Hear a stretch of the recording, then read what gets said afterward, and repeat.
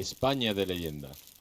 Buenas noches amigos y bienvenidos una semana más a España de Leyenda, el programa que os va a contar la verdadera historia de España, aquella que no le contaron a usted en el colegio, ni en el instituto, ni en la universidad, y que tampoco le va a contar los documentales de la 2. En definitiva, un programa hecho para recordar las grandes hazañas de nuestros antepasados que tanto, los historiadores españoles como los historiadores extranjeros han ocultado y han querido que ustedes no conozcan, pero nosotros sabemos que sí quieren conocer la verdad. Por eso, desde aquí, desde España de Leyenda, pues continuamos contándole nuestra historia, nuestra mítica historia. Y hoy, nuestro capítulo de hoy habla de la conquista de América, amigos, de esa gran gesta que hicieron los españoles del siglo XVI. Unos hombres pues, que fueron capaces de dominar un continente prácticamente 50 años. Porque España, amigos, a pesar de que nos hablen de esa falsa leyenda negra, de que cometió un genocidio, etcétera, etcétera, etcétera, toda la patulea que cuenta, ese indigenismo rancio, casposo y radical, y esos resentidos sociales que nos gobiernan, pues, amigos, fue capaz de conquistar, civilizar un continente entero. Hacer que se hable la misma lengua desde la Patagonia hasta el Río Grande. Capaz de construir más de 1000 ciudades en solo un siglo, de urbanizarles, de darles su cultura, de darles su sangre, de darles su lengua, de darles su sabiduría, de darles la vida, porque España llevó a España a América, llevó lo mejor de España a América. Y eso, que solo es comparable con lo que hicieron los romanos, con la civilización romana, pues amigos, fue lo que hicieron los españoles, crear una gran civilización, que es la civilización hispánica, y que es la más importante que ahora mismo hay sobre la faz de la tierra.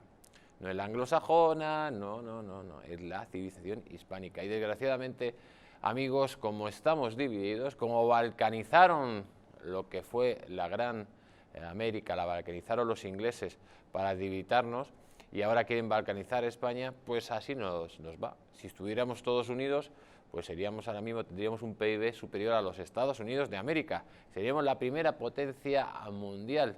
Sin embargo, divididos, amigos, como estamos divididos, pues nos tratan como peleles. Desgraciadamente esa es la realidad.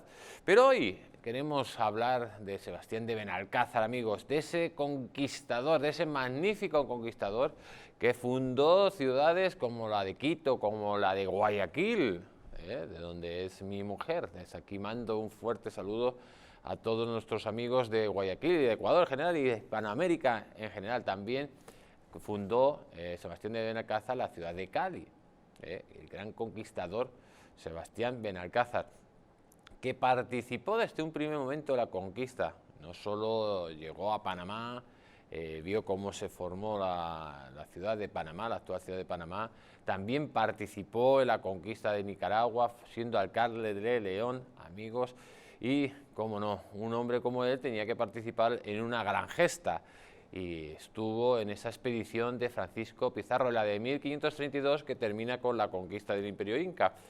Ahí estuvo con su barco, aportando barcos, 30 soldados y caballos, y desembarcó en las costas de Ecuador y participó en la mítica batalla de Cajamarca. Ese es Sebastián de Benalcázar, con sus caballeros, amigos, pilló por sorpresa a Atahualpa y terminó con la cabeza del Imperio Inca. Pero Sebastián de Benalcázar tuvo que enfrentarse a muchísimas más aventuras. Después de ser nombrado gobernador de San Miguel de Piura, se lanza, sin permiso de Pizarro, a la conquista del reino de Ecuador, del reino de Quito. Concretamente, estamos hablando de que los quiteños, amigos, que eran en principio aliados de Atahualpa, pues tras caer Atahualpa, Rumiñahui, que era un hermano bastardo, se dedica a matar a toda la familia de Atahualpa y apoderarse de usurpar el trono del reino de Quito. Esto sería aprovechado por Benalcázar y los indígenas que estaban en contra de Rumiñahui para ir a la conquista del Imperio de Quito. Rumiñahui, amigos, que está considerado como un héroe nacional en nuestro querido país hermano de Quito, pero que mató hasta el apuntador, mató a todo aquel que se le pasaba por medio. Por lo tanto, cuando vemos que hay asociaciones que se llaman Asociación Rumiñahui aquí en España, que en referencia o en honor a ese, bueno, a ese señor que mataba a todo el mundo, pues lógicamente tendríamos que preguntarles a los que dirigen esas asociaciones si verdaderamente saben quién es Rumiñahui. Mató a sus concubinas, mató a sus aliados, mató a toda la gente de Quito, mató a todo el mundo. Y todo con, bueno, aparte que quemó todos los campos y creó luego una situación de hambruna brutal, se saqueó todo. Sin embargo, Rumiñahui, amigos, en la historia ahora mismo de Ecuador es un héroe nacional y Benalcázar, pues los resentidos sociales le tienen como si fuera un tirano, cuando fue el que libera, precisamente a Benalcázar, el que libera Quito de este personaje siniestro. Lo repito, Rumiñahui era un personaje siniestro, que traicionó a su hermanastra, a Atahualpa, que mató a toda la familia de Atahualpa y usurpó el poder, que luego mató a todas sus concubinas, a todos a sus aliados, a todo aquel que se le podía por medio. Así era Rumiñahui, y luego lo veremos en este reportaje. Sebastián de Benalcázar, amigos, también es muy importante, porque después de la conquista del Reino de Quito se enfrentaría también al Varado, que venía desde el norte a quedarse con esos territorios. Y también, amigos, iría en busca del mítico El Dorado. Esto es muy importante, y ese encuentro entre Quesada, Zimen y el conquistador alemán, entre los tres, ese encuentro mítico donde parecía que iban a matarse, pero llegaron al final a un acuerdo. Nuestro protagonista, pues al final, ¿cómo murió? Pues murió con muy poco dinero, lleno de deudas, y murió casi en la pobreza absoluta, porque eso era la realidad de los conquistadores. La mayoría de la gente que fue a buscar fortuna a América, amigos, no se hizo rico, todo lo contrario, o perdió la vida o murió en situaciones muy penosas. En definitiva, hoy os hemos preparado un documental muy especial hecho por nuestro compañero Adrián, en el cual vamos a ir viendo toda la vida de Benalcázar. Es un documental basado en mi libro Los Invencibles de América, y posteriormente iremos analizando los puntos por puntos para que ustedes se hagan una idea en el contexto histórico de la época y cómo este hombre, con tan pocos recursos, amigos, llegó a dominar una extensa región en Sudamérica, concretamente lo que es prácticamente todo el actual Ecuador y parte de Colombia. Todo eso fue Sebastián de Benalcázar quien lo incorporó a la corona española. Vamos a ver el vídeo y luego hablamos.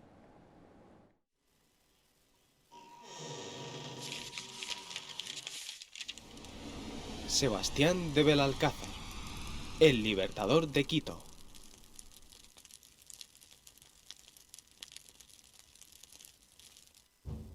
Nacido en Benalcázar, Córdoba, hacia 1480. De ahí que se le conozca con el nombre de Sebastián de Benalcázar y no Moyano, que era su verdadero apellido. En 1514 acompañó al infame Pedro Arias Dávila rumbo a la zona del Darién. Por otro lado, realizó tareas de guía en el territorio de Panamá, contemplando la creación en 1519 de la ciudad de Panamá. Al mando de Francisco Fernández de Córdoba, Sebastián de Benalcázar participó en 1524 en la conquista de la región de Nicaragua. En ese periodo fue cuando se fundó la ciudad de León, donde fue proclamado alcalde. Pero la parte más importante de su hazaña comienza cuando en 1532 Francisco Pizarro y Diego de Almagro convencen a Benalcázar para participar en la conquista del Imperio Inca, donde colaboró aportando su propio barco, con 30 hombres y 6 caballos, arribando en el litoral ecuatoriano de Manabí. Al mando de la caballería, el cordobés luchó junto a Pizarro en la mítica batalla de Cajamarca, contra las huestes de Atahualpa. Más tarde, Pizarro lo nombró teniente gobernador de San Miguel de Piura. Pero aquella ociosidad no era propia de la personalidad arrolladora de nuestro héroe, y decidió poner en marcha una expedición hasta el reino de Quito, en busca de fama y gloria. No todo el imperio inca estaba controlado por los españoles. En Quito, Rumiñahui, tras derrocar a Cozopanqui, tío de Atahualpa, se corona rey después de haber matado a toda la familia de Atahualpa. Por otro lado, Pizarro reconoce a Túpac Hualpa, hijo de Huayna Cápac, como soberano del Tahuantinsuyo, mientras en octubre de 1533, Belalcázar, sin permiso de Francisco Pizarro, decide iniciar la conquista del reino de Quito, a la cabeza de 150 hombres que tenía bajo su mando en San Miguel de Piura, y junto a los indios cañaris, enemigos acérrimos del cacique Rumiñahui, emprendió camino hacia la gloria o la muerte. Así, mientras Pizarro entraba como libertador en el Cuzco, Belalcázar se dirigía hacia Quito. Después de un periplo engorroso, a través de caminos tortuosos e impracticables para la caballería, llegó Belalcázar a las proximidades de Quito, a pesar de que Rumiñahui y sus hombres intentaban por todos los medios evitar la llegada del ejército hispanoamericano a sus tierras, incluso abriendo agujeros camuflados donde incrustaban estacas en la tierra para que los caballeros cayeran en aquellas trampas. Después de varias escaramuzas, en la que los dos bandos midieron sus fuerzas, empezaron abiertamente las hostilidades y en un primer combate cayeron más de 600 hombres de Rumiñahui, 3 castellanos y 4 caballos. Se tuvieron que replegar las fuerzas de Rumiñahui y presentó de nuevo batalla en Tiocajas, en la cual lucharon 11.000 guerreros quiteños contra 130 españoles y sus aliados cañaris al mando de Belalcázar. Después de una lucha desgarrada, donde los españoles estuvieron a punto de ser derrotados, los ibéricos no rompían filas y aguantaban heroicamente el envite de miles de guerreros, cuando el cacique Rumiñahui ya saboreaba el triunfo.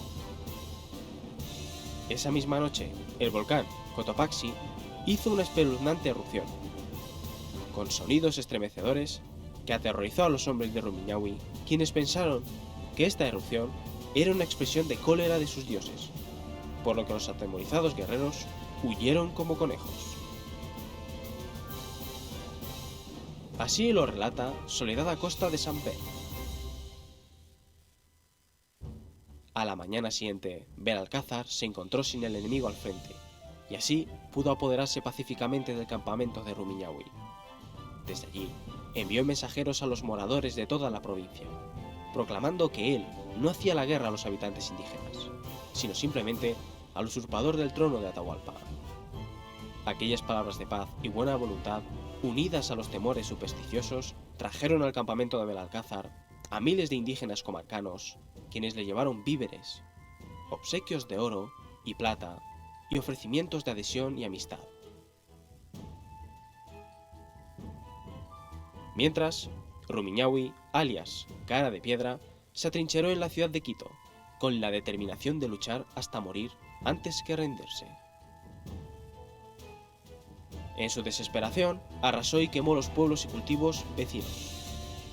Además, al llegar a Quito, pasó a cuchillo a todas las doncellas de su harén, incendió los templos y monumentos, escondió las riquezas de Atahualpa, las cuales nunca se hallaron, pulverizó todo aquello que se encontró o cayó en sus manos, y también degolló a más de 5.000 indios villajes, zámbizas y coyaguazos, que habían recibido a Belalcázar como liberador. Añade Acosta de Samper: fue aquella furia insana, en lugar de producirle amigos, le enajenó los que le habían quedado, y viéndose abandonado por todos los suyos, tuvo que salir de Quito y huir a un monte escarpado, en donde acabó su existencia, dejándole su nombre, el cual lleva hasta el día de hoy. Prácticamente nadie sabe que los mayores constructores de ciudades en la historia universal han sido los españoles, y la mejor prueba de ello es darse un paseo por las ciudades de Hispanoamérica y preguntar a sus vecinos quién las fundó. No en vano fue Belalcázar quien fundó las maravillosas ciudades ecuatorianas de San Francisco de Quito en 1534 y Santiago de Guayaquil en 1535, y también la localidad colombiana de Cali en 1536. En marzo de 1534, Belalcázar es consciente de que avanzan hacia Quito dos ejércitos, uno desde el sur, dirigido por Diego de Almagro, y otro por el norte, al mando de Pedro de Alvarado, el conquistador de Guatemala. El capitán de Cortés había partido hacia Perú, afirmando que las tierras por donde andaba no pertenecían a Pizarro y que tenía todos los derechos para apropiarse del reino de Quito por su cuenta. Pero lo que no esperaba Alvarado cuando llegó a Riobamba es que Belalcázar contaba con la ayuda de Almagro, que había acudido para reclamar al andaluz por la conquista por su cuenta del reino de Quito. Sebastián había recibido con fastidio la llegada de Almagro, a quien tuvo que entregar el mando de sus ejércitos como superior suyo, y juntos decidieron enfrentarse a las huestes de Alvarado. Alvarado tuvo que dar marcha atrás cuando conoció que aquellos territorios que deseaba conquistar estaban ocupados por los soldados de Almagro, por lo que tuvo que desistir de su aventura y volver por donde vino. Pizarro presentía que Belalcázar intentaba fundar un reino independiente al norte de Quito. Y en 1538, Pizarro mandó capturar al andaluz, pero Belalcázar escapó por los pelos y aprovechó esta circunstancia para buscar el mítico El Dorado. Penetrando por Popayán hacia la cordillera central rumbo al este y después de 8 meses, donde soportaron la dureza de los inhóspitos Andes, entró en contacto con la expedición de Quesada y Federman. El encuentro de las tres expediciones en Bogotá profetizaba un choque de trenes, con un resultado trágico, pero gracias a las grandes dotes diplomáticas de Quesada, quien lo impidió astutamente, al pactar primero con Federman, cuya tropa estaba en una situación lamentable, antes del arribo de las huestes de Belalcázar. Así nos describe Marcos Palacios el encuentro. Los tres llegaron a un acuerdo mediante el cual 30 hombres de Belalcázar y todos los de Federman permanecerían en el nuevo reino como beneficiarios de la conquista hasta que la cuestión del título fuera resuelta por las autoridades en España. En 1541, Belalcázar regresó a España con el título de adelantado y gobernador de Popayán y de un inmenso territorio que abarcaba parte de la actual Colombia y Ecuador. En 1544 comienza la gran rebelión de encomenderos en Perú contra la corona española, en protesta por la aplicación de las leyes nuevas de 1542, que restringía los privilegios de los encomenderos y protegía los derechos de los indígenas. Carlos I envió en 1544 como virrey de Perú a Blasco Núñez de Vela, con el encargo de imponer la autoridad real y debilitar el poder de los encomenderos. Además, tenía que aplicar las leyes nuevas dictadas en 1542 para favorecer a los indios. Pero Gonzalo Pizarro se enfrentó al virrey y se negó a abandonar el poder en Perú. Desempeñaba el cargo de gobernador de Popayán cuando el virrey Blasco Núñez de Vela le pidió ayuda para enfrentarse a los rebeldes. Marcharon juntos contra las huestes de Gonzalo Pizarro, que se había levantado en armas contra Carlos I. Y en el año 1546 se enfrentaron en la encarnizada batalla de Iñaquito, donde la superioridad numérica y militar del ejército de Gonzalo Pizarro aseguró su victoria, en la cual Blasco Núñez de Vela fue decapitado en el campo de batalla. Además, el propio Belalcázar sufrió graves heridas y estuvo a punto de morir en manos del propio Pizarro.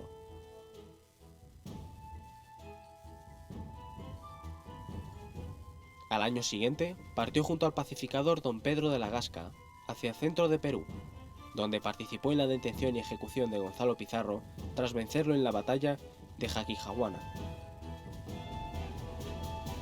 Posteriormente volvió de nuevo a Popayán, donde por un conflicto territorial y aprovechando su autoridad como gobernador, ajustició a su rival personal, el mariscal Jorge Robledo.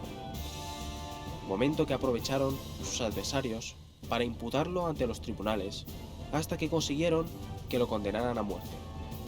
Pero en diferencia por sus hazañas, los magistrados le concedieron la posibilidad de apelar ante el rey. Privado de sus propiedades y de todos los honores y puestos, salió rumbo a la península ibérica, pero antes de partir, unas fiebres acabaron con su vida en la ciudad de Cartagena de Indias.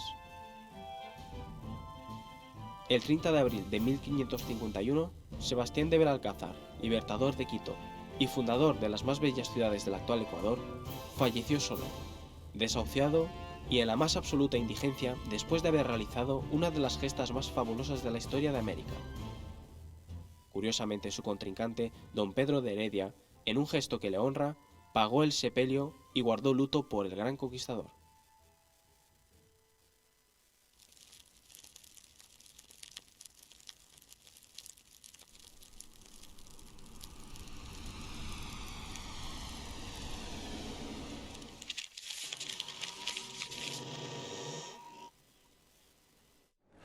Lo cierto que es un documental donde nos cuenta una epopeya, una gesta más de un gran héroe español, Sebastián de Benalcázar.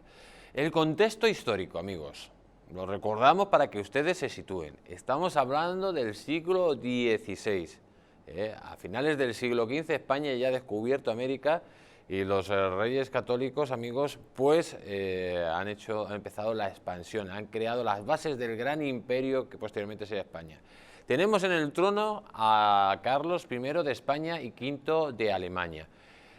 Ya se ha descubierto el Océano Pacífico, Núñez de Balboa, también, amigos, Hernán Cortés ya ha conquistado México, ya se ha dado la vuelta al mundo y Sebastián de Benalcázar, amigos, pues ya es un conquistador consolidado. ¿Por qué? Porque ha participado con Pedro Arias Dávila en la conquista del Darién, el someter el Darién, la zona de Panamá, para que usted se dé cuenta. Ya ha participado también con Francisco Fernández de Córdoba en la conquista de Nicaragua y ha sido alcalde de León, de la ciudad centroamericana de León.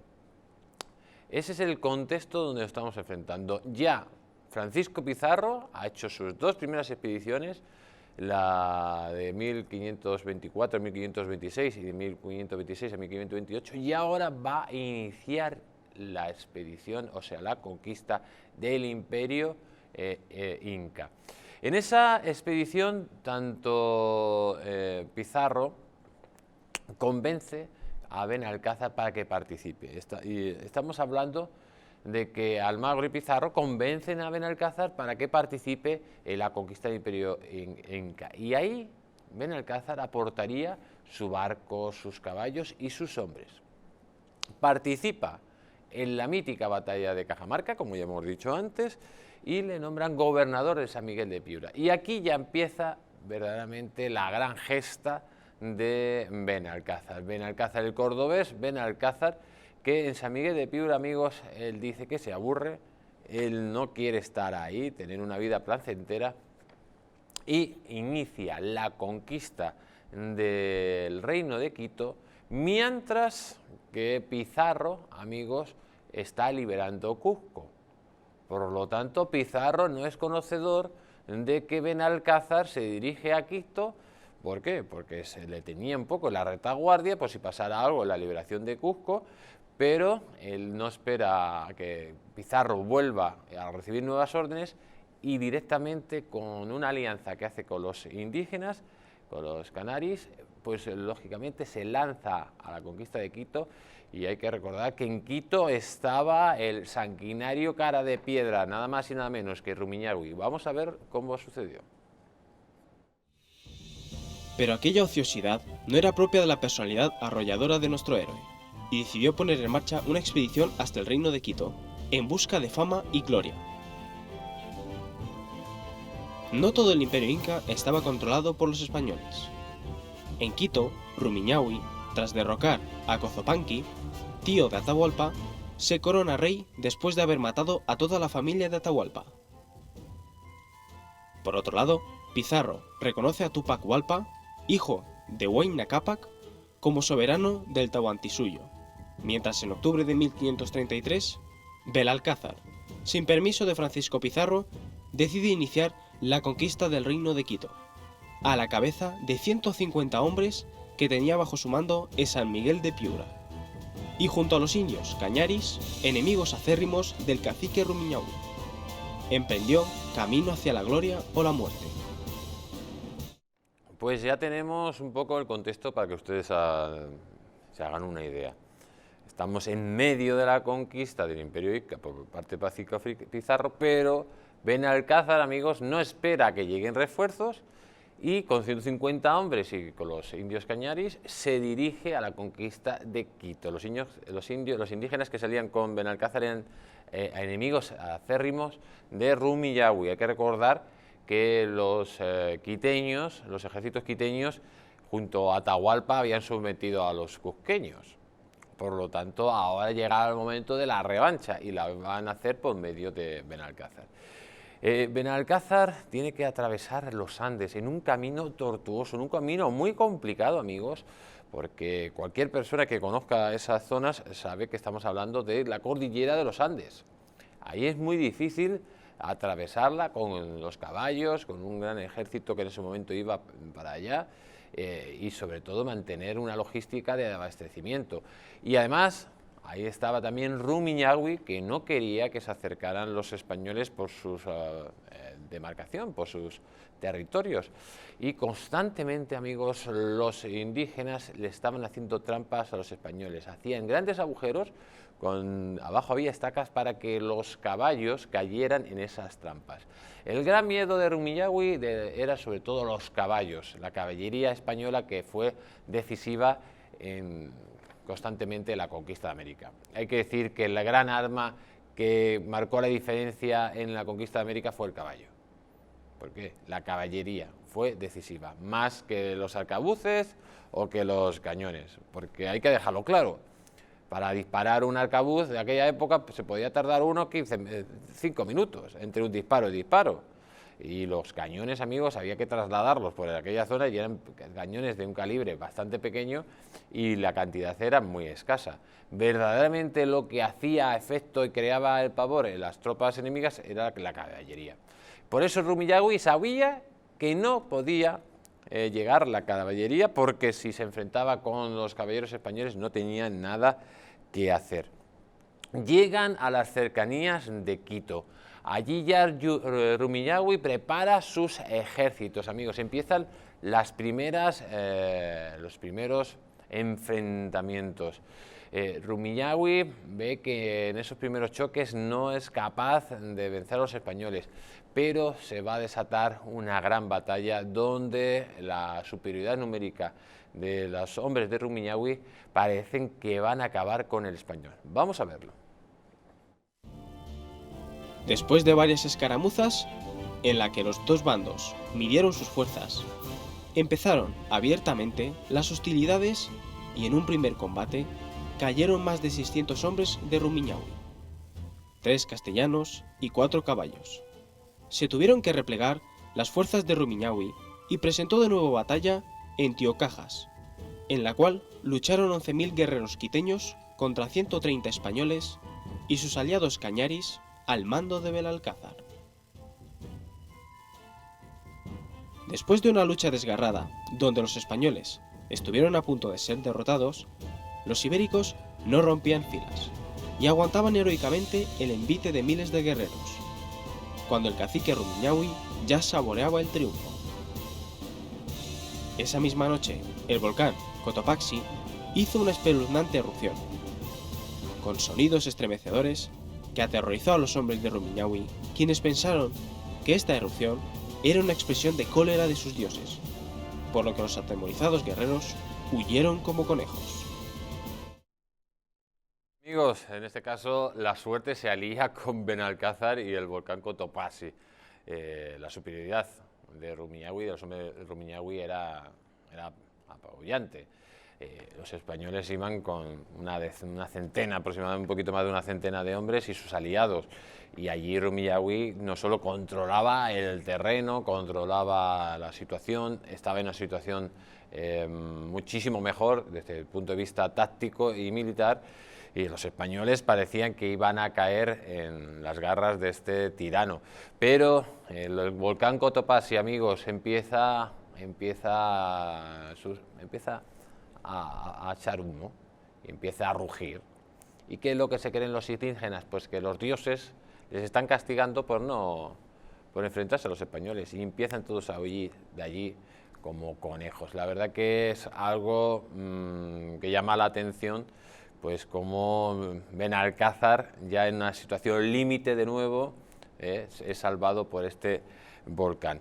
¿Qué es lo que haría a partir de entonces Benalcázar? Benalcázar ha visto ya, ha superado al ejército de Rumiñahui, amigos, se ha retirado a la ciudad, y Benalcázar sabe que para entrar en la ciudad pues necesita más aliados, y empieza a lanzar mensajes entre las diferentes tribus, diferentes secciones, para un mensaje de paz, para que se unan a su proyecto y para que todos juntos expulsen al tirano de Quito, a Rumiñahui.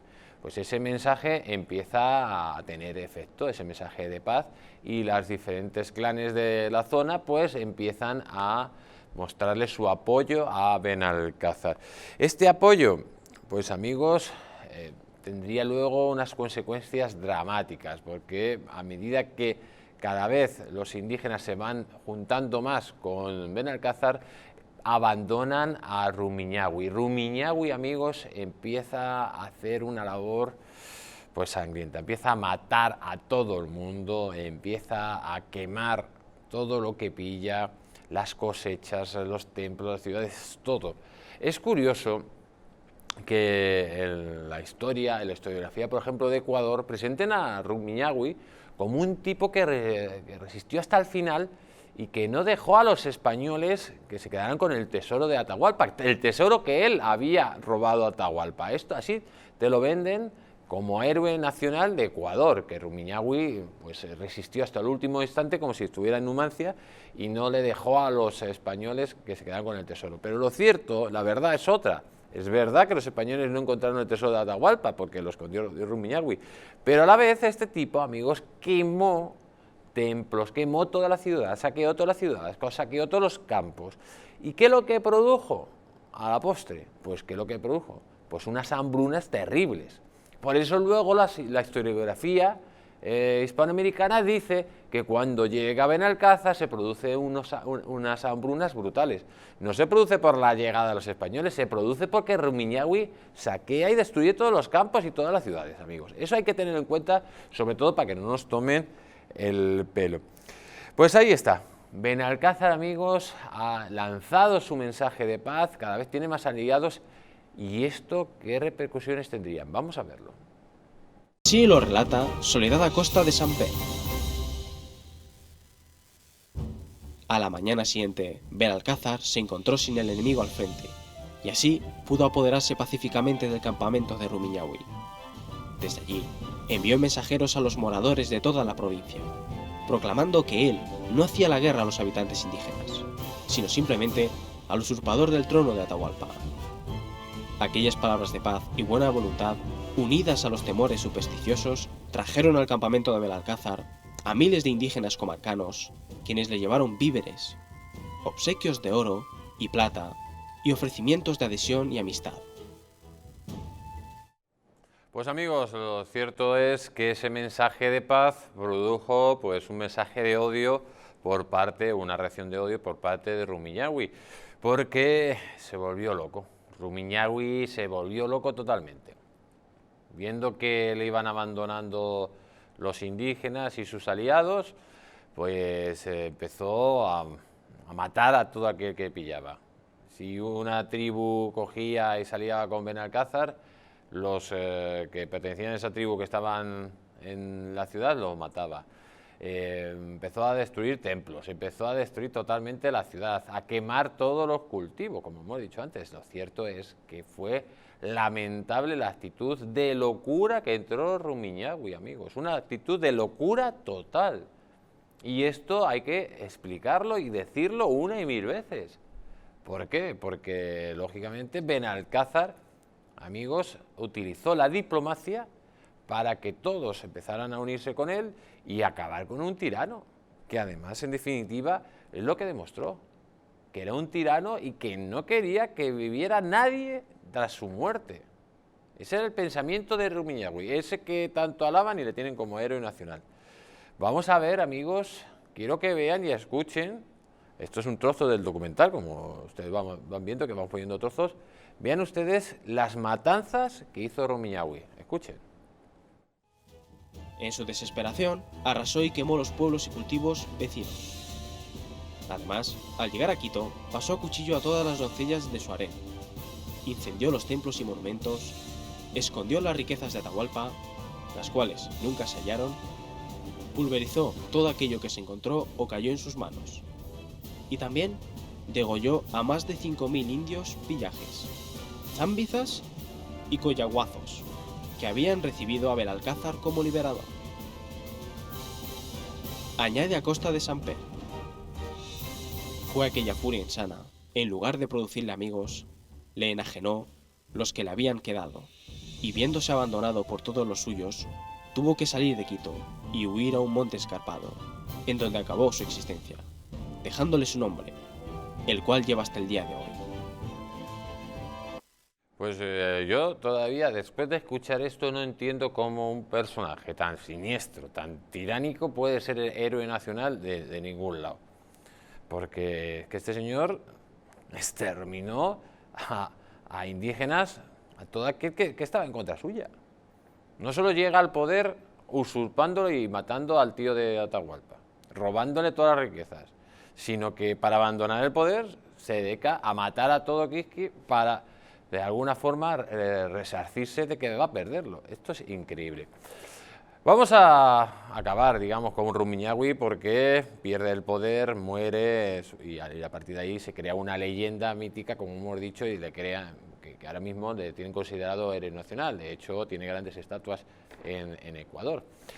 Pero vamos a pasar a otro punto de vista. Después de conquistar y de liberar Quito, la ciudad la había destruido totalmente Rumiñahui y Benalcázar tendría que reconstruir, hacer otra ciudad, que es la actual, sobre la que está la base de la actual Quito. Aparte también construiría otra mítica ciudad de nuestro querido Ecuador, que estamos hablando de Guayaquil, de la bella ciudad de Guayaquil, y también la ciudad de Cali, esa de la que era el famoso cártel de Cali, pues también la construiría Sebastián de Benalcázar. En marzo de 1534 sabe, amigos, Benalcázar que viene Almagro. Almagro viene con un ejército para ponerle en su sitio a Benalcázar. ¿Por qué? Porque Benalcázar, amigos, había salido de San Miguel de Piura sin permiso de Pizarro a la conquista del reino de Quito. Y tiene suerte de que venga Almagro para ponerle orden, para ponerle firme, porque desde el norte, amigos, nada más y nada menos, Alvarado, el conquistador de Centroamérica, conocido como el Sol por los indígenas, uno de los capitanes de Hernán Cortés, que había participado también en la conquista del Imperio Azteca, pues se acerca a tomar posesión de todos esos territorios. Tiene la suerte Benalcázar de que Alvarado llega antes y con sus ejércitos se ponen frente a Alvarado y le dicen que esos territorios ya son territorios ocupados y por lo tanto ahí no tienen nada que hacer. ¿Cómo lo convencen? Pues no se crea que le van a convencer fácil, le tienen que dar grandes cantidades de dinero para que Alvarado se vuelva por donde ha venido. Es a partir de entonces donde Alvarado continuará luego pues sus conquistas y sus gestas, amigos, que serían increíbles. Era un capitán de lo más fiero, de los mejores capitanes que ha tenido los españoles en su historia. Y dejó esos territorios para que los gestionara tanto Almagro como Benalcázar y como no, también Pizarro. Benalcázar sabe que tarde o temprano Pizarro va a ir a por él y sabe que Pizarro no se fía de él después de la que la ha hecho. Y en 1538, amigos, ¿qué es lo que hace? Pues nada más y nada menos, después de haber conquistado un reino, de haber participado en la toma de Atahualpa, pues dice: yo me voy en busca del Dorado. De la mítica ciudad del Dorado, que todos los indígenas decían, les habían contado a los españoles, que era una ciudad pues que todas sus casas estaban compuestas de oro, y que ya lo contamos en su momento en el capítulo de Orellana. Y allí se va a ir nada más y nada menos Benalcázar a conquistar el Dorado. ¿Qué es lo que pasaría? Pues que habría otras dos expediciones que estaban en busca del Dorado, de Gonzalo de Quesada, que había venido por Colombia, y de Federman, que había venido, el alemán Federman, que había venido por Venezuela. Y allí se encontrarían los tres conquistadores. Vean lo que pasó. Penetrando por Popayán hacia la cordillera central rumbo al este y después de 8 meses, donde soportaron la dureza de los inhóspitos Andes, entró en contacto con la expedición de Quesada y Federman. El encuentro de las tres expediciones en Bogotá profetizaba un choque de trenes, con un resultado trágico, pero gracias a las grandes dotes diplomáticas de Quesada, quien lo impidió astutamente, al pactar primero con Federman, cuya tropa estaba en una situación lamentable, antes del arribo de las huestes de Benalcázar. Así nos describe Marcos Palacios el encuentro. Los tres llegaron a un acuerdo mediante el cual 30 hombres de Benalcázar y todos los de Federman permanecerían en el nuevo reino como beneficiarios de la conquista hasta que la cuestión del título fuera resuelta por las autoridades en España. Pues amigos, en España resuelve la cuestión y Benalcázar vuelve de la península con el título de adelantado de la región y gobernador de Popayán, nada más y nada menos. Pero Benalcázar no iba a tener una vida placentera, como la mayoría de los conquistadores, porque en esos momentos la conquista pues estaba muy tierna, amigos, todavía la corona no tenía el control de todo lo que se había conquistado, y poco a poco se iban mandando los funcionarios reales para poner orden en ese pequeño, para hacer un símil, es un parecido como el Lejano Oeste, como las películas del Lejano Oeste, que poco a poco pues la conquista se había hecho por iniciativa privada y el emperador poco a poco iba poniendo cerco a toda esa situación con medio de funcionarios. Y en 1544, amigos, se produce la famosa rebelión de los encomenderos. ¿Por qué? Porque en 1542 se dictan las famosas leyes nuevas. Esas leyes nuevas, amigos, es una constitución para la América que lo que pretendía es de dotar de todavía más derechos. Son complementarias a las leyes de Burgos de 1512, de complementar como más derechos a los indígenas. ¿Y qué es lo que sucede con esas leyes? Pues que chocan frontalmente con los intereses de los encomenderos. ¿Y qué es lo que dicen los encomenderos? Oiga, nosotros que nos hemos dejado nuestras fortunas, nuestras vidas, y nos hemos arriesgado todo, ahora no pueden venir ustedes con leyes que vulneran nuestros derechos y y sobre todo nuestros privilegios. Pero sin embargo, España, amigos, a pesar de que eso vulneraba los derechos, ¿no?, los privilegios, o se enfrentaba frontalmente con los privilegios de los encomenderos, fue capaz de imponer por la fuerza esas leyes para beneficiar a los indígenas. ¿Se imaginan ustedes a los ingleses haciendo leyes para perjudicar a los colonos de las 13 colonias o donde estuvieran? Eso era imposible, pero así era España, amigos. Aplicaba la legalidad vigente, aunque fuera en contra de sus intereses. Esto va a producir una guerra civil brutal. Y allí llegaría, amigos, nada más y nada menos que Blasco Núñez de Vela, que pediría la ayuda del gobernador de Popayán, de Benalcázar.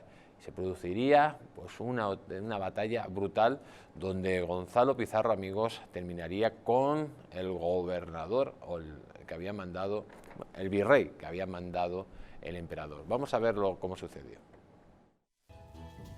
Carlos I envió en 1544 como virrey de Perú a Blasco Núñez de Vela, con el encargo de imponer la autoridad real y debilitar el poder de los encomenderos. Además, tenía que aplicar las leyes nuevas dictadas en 1542 para favorecer a los indios. Pero Gonzalo Pizarro se enfrentó al virrey y se negó a abandonar el poder en Perú. Desempeñaba el cargo de gobernador de Popayán cuando el virrey Blasco Núñez de Vela le pidió ayuda para enfrentarse a los rebeldes. Marcharon juntos contra las huestes de Gonzalo Pizarro, que se había levantado en armas contra Carlos I. Y en el año 1546 se enfrentaron en la encarnizada batalla de Iñaquito, donde la superioridad numérica y militar del ejército de Gonzalo Pizarro aseguró su victoria, en la cual Blasco Núñez de Vela fue decapitado en el campo de batalla. Además, el propio Belalcázar sufrió graves heridas y estuvo a punto de morir en manos del propio Pizarro. Amigos, fue un auténtico desastre para las tropas del emperador, que fueron derrotadas en Iñaquito por Gonzalo de Pizarro, donde el mismo virrey pierde la cabeza. Un auténtico desastre. No se sabía cómo se podía controlar a esos encomenderos. Amigos, estamos hablando que fueron los que habían conquistado el imperio inca. Era un ejército bien formado y bien organizado y muy bien dirigido por Gonzalo Pizarro. El emperador tiene la idea de mandar a un religioso y manda a Pedro de la Gasca. Allí Pedro de la Gasca, amigos, entraría en un principio, porque era un religioso, intentaría poner paz por las buenas, pero lógicamente Gonzalo y los suyos no iban a ceder a las pretensiones de Carlos I, amigos. No querían que le quitaran sus derechos, sus privilegios, y los encomenderos querían que las cosas siguieran como estaban. Pero había que aplicar las leyes nuevas, había que poner orden en aquella zona, amigos. No podíamos dejar en manos de organizaciones privadas o de personas que no tenían la autoridad real, que pusieran el orden y la ley, que aplicara la ley que quisiera. Por lo tanto, se va a producir otro enfrentamiento, amigos. El enfrentamiento sería en Janijahuara. En esa mítica batalla se acabaría con Gonzalo de Pizarro, amigos. Allí se acabaría la rebelión de los encomenderos, una terrible guerra civil que estuvo a punto de terminar con parte de la estructura del imperio español, porque ustedes imagínense que Pizarro hubiera vencido, la autoridad real hubiera desaparecido y se podría haber creado un reino independiente en aquellas zonas. Se acaba con Gonzalo de Pizarro y sale Benalcázar como gran triunfador de esa guerra de los encomenderos.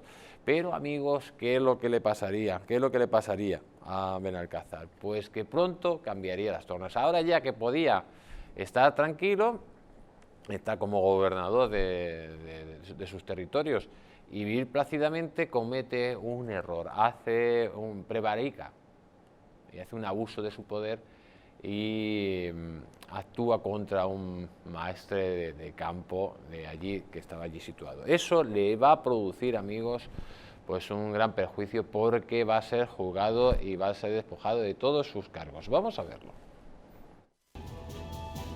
Posteriormente volvió de nuevo a Popayán, donde por un conflicto territorial y aprovechando su autoridad como gobernador, ajustició a su rival personal, el mariscal Jorge Robledo, momento que aprovecharon sus adversarios para imputarlo ante los tribunales, hasta que consiguieron que lo condenaran a muerte.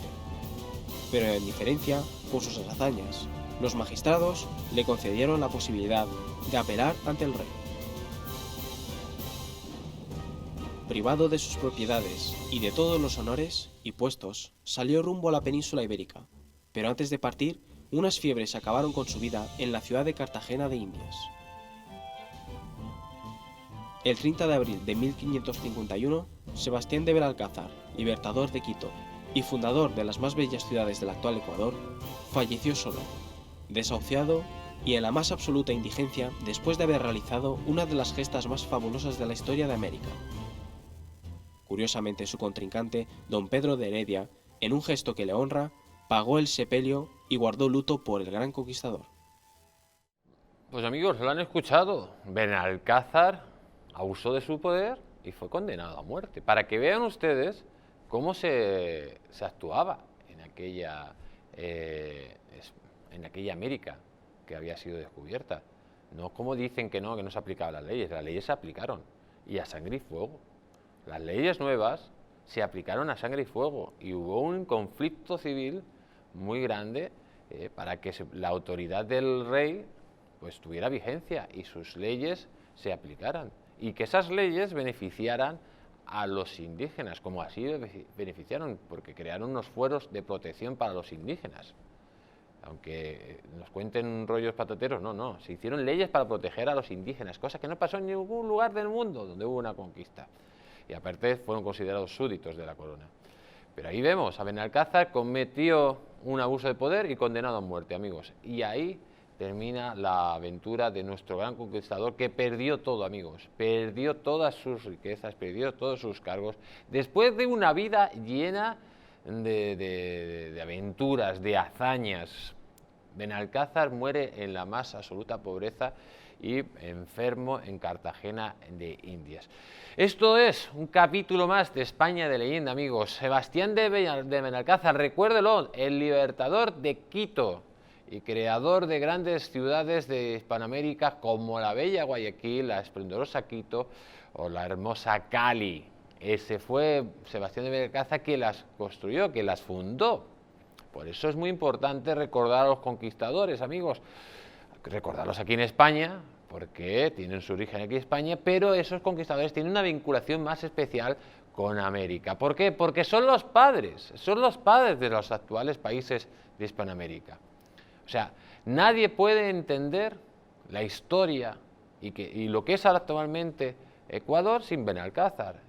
No se puede entender lo que es actualmente Perú sin Pizarro. No se puede entender lo que es actualmente México sin Hernán Cortés. ¿Por qué? Porque si cortamos esa parte de la historia, amigos, lógicamente no llegaremos a saber por qué Hispanoamérica pues se habla español, por qué en Hispanoamérica la religión mayoritaria es el catolicismo, por qué en Hispanoamérica pues hay multitud de ciudades que fueron construidas por estos españoles, y en definitiva cortar de raíz los orígenes de uno pues le hacen a uno no tener orígenes y ser una apátrida y no tener sentido. Hay que recuperar el sentido de los conquistadores y los grandes héroes. Se nos acabó el tiempo, amigos, y les recordamos a todos que desde aquí, desde España de Leyenda, la próxima semana seguiremos contando más capítulos de la conquista de América.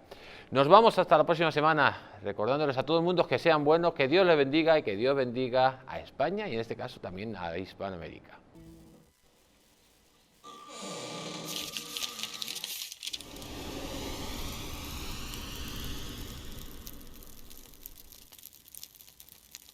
España de Leyenda.